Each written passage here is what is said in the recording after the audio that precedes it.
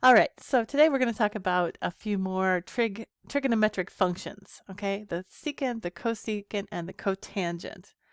And they are essentially the reciprocals of the cosine, sine, and tangent that we already know about. So secant is essentially 1 over cosine, which means the cosine is 1 over secant. The cosecant is 1 over sine, which means the sine is 1 over cosecant. Okay. Now these are easily confused because it seems like the one that starts with s should be the reciprocal of the one that starts with s, but it's just the opposite of what you think. All right. So there's a reason for it, but the secant is the reciprocal of cosine. Okay. So you just have to remember that. The cosecant is the reciprocal of sine. Okay. You just have to remember that. Now, this one seems pretty straightforward. The reciprocal of tangent is cotangent.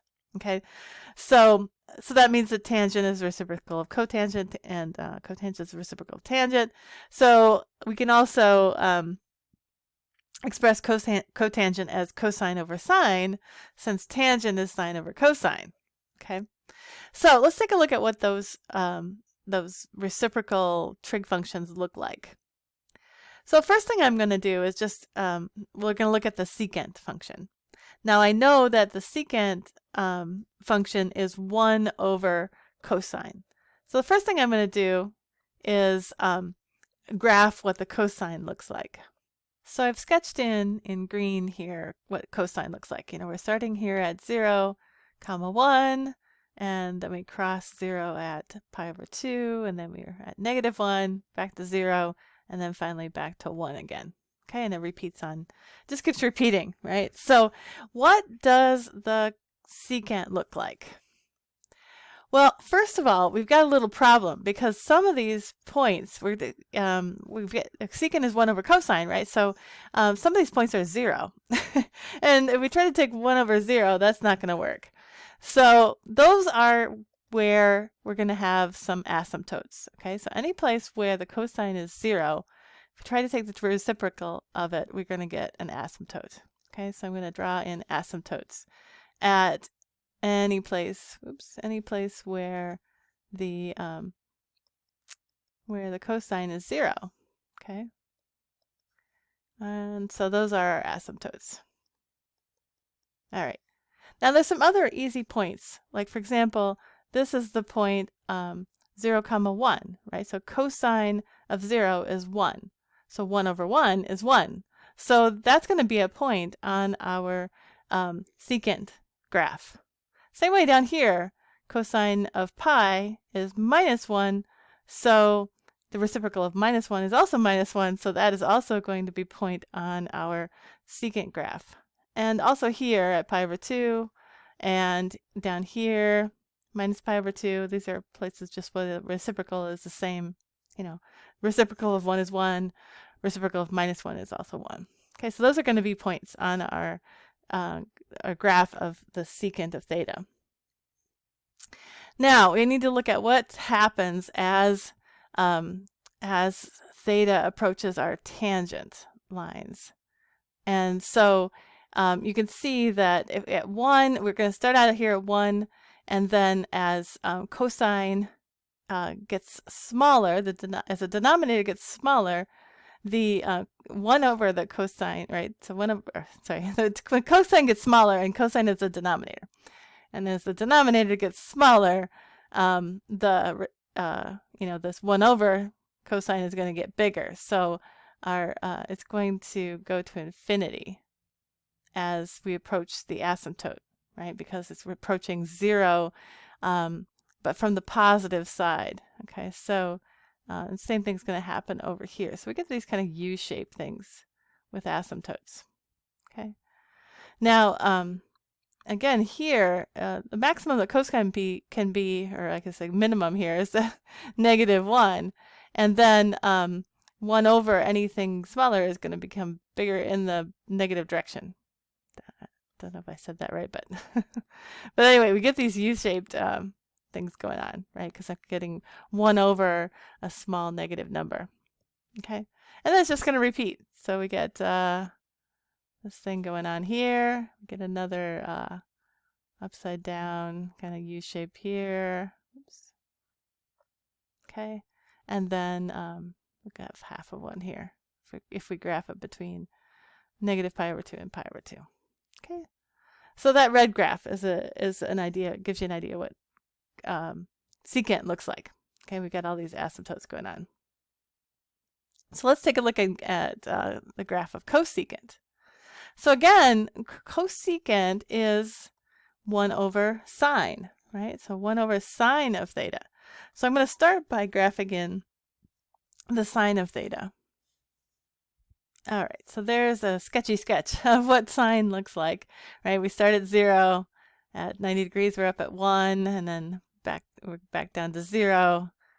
We're at 90 or minus 1 when we're at 270 or 3 pi over 2, and then we're back to 0. Okay, it just repeats. Now we get the same issues going on here.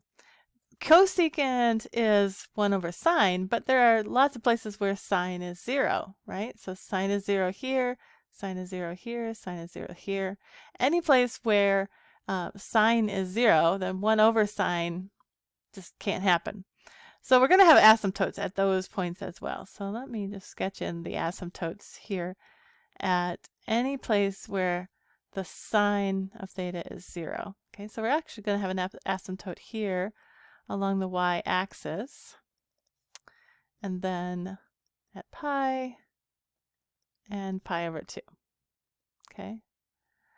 All right, so those are asymptotes, and then we have the same, with same as with the secant, we have places where the sign is 1, right? So 1 over 1 is 1, 1 over negative 1 is 1. So all of these points are going to also be on the cosecant function. Okay. And then we have to look at what happens when when theta approaches these asymptotes. So we get sort of the same thing happening here. It's just shifted right over. So we get these same U-shaped graphs, or U-shaped sections, intervals of the graph. Okay. So that gives you an idea of what cosecant looks like. Okay, so we're approaching either positive or negative infinity as we approach the asymptotes. Okay. So it gives you a kind of a sketchy sketch of what cosecant looks like. Okay. There we go. All right. So there's cosecant. Now you can see both of these. They have a period of 2 pi, right? Because we have the cycle of basically two of these U shapes. One faces up and one faces down, and the interval here is 2 pi. So here between minus pi over 2 and 3 pi over 2, that's 2 pi. But I could take any any cycle, any repeating cycle. I could actually take from 0 to 2 pi, and you can see that it's repeating again after 2 pi. And the same way with cosecant. Our period is 2 pi. Okay. All right. So last thing I want to look at is cotangent. Let's quickly look at cotangent. What does the graph of cotangent looks like? So again, it helps to have tangent for reference because cotangent is just 1 over tangent. Okay, so if we have tangent for reference, that'll help us. Okay, so there's tangent. Now I didn't draw in the asymptotes just because I don't want the diagram to get too cluttered. But now I want to graph cotangent, right? So just 1 over tangent. All right, so let's take a look at that. Now there are some points again where the reciprocal of 1 is 1, so that's going to also be on the cotangent graph. The reciprocal of minus 1 is also 1. Okay, so these points here will also be on my cotangent graph. All right, so I'm just going to put those points in there. Now the problem we have though is zeros, right? We have these zeros. 1 over 0 is, you can't do that. We're going to get asymptotes, but they're going to be, so now the asymptotes are going to be wherever tangent is 0. Okay, so I'm going to draw in the the asymptotes for the cotangent now. All right, so they're all just shifted by pi over 2 from the asymptotes for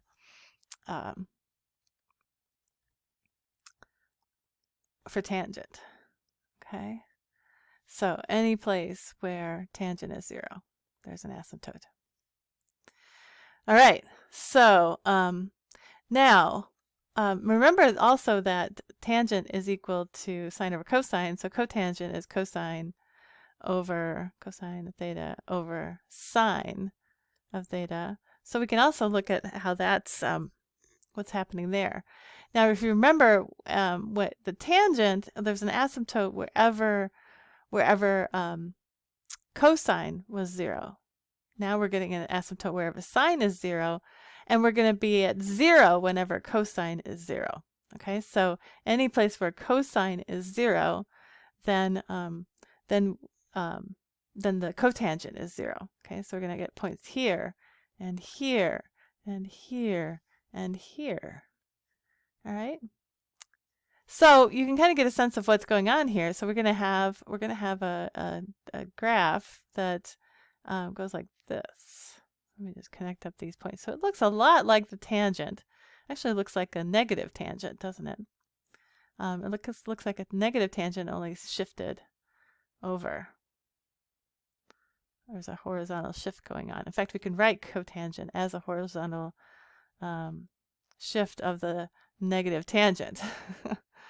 So there we go. There's what cotangent looks like. The red graph here is cotangent with its asymptotes, and it looks a lot like tangent, just it's flipped. You could consider it either flipped horizontally or vertically, and then also shifted by 90 degrees. All right, so that takes care of these graphs, and I'll meet you in the next example.